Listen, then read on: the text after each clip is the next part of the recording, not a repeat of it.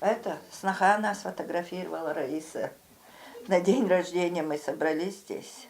Семейный альбом – музей воспоминаний. Айна любит пересматривать фотографии, напоминающие ей о единственном сыне. Еще год назад он был жив. Мураду Муслимову было 34 года, когда он погиб. Этот день в памяти женщины останется навсегда.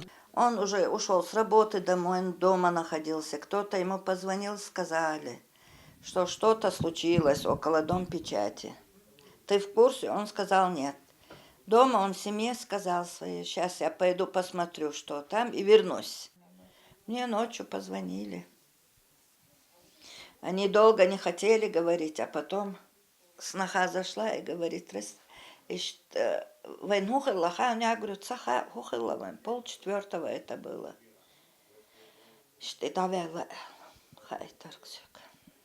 Мурат служил во втором полку имени Ахмад Хаджи Кадырова. Год назад, 4 декабря, Дом печати был оккупирован террористами. Также бандиты захватили 20-ю школу в Грозном. Мурат Муслимов погиб во время спецоперации. Машину, в которой находился парень, расстреляли террористы. Тело бойца родным не показали.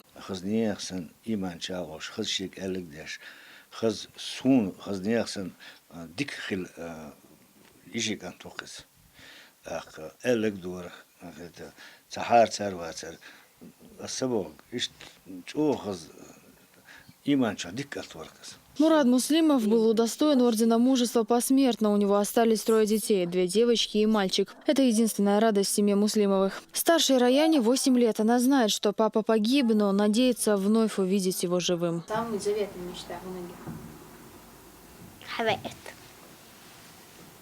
Айна воспитывает 4 детей от первого брака своего мужа. Большая дружная семья помогает женщине пережить потерю единственного родного сына. Для них Мурат был надежной опорой. И здесь все напоминает о подвиге бойца. Луиза Хатуева, Муслим Саев. Новости.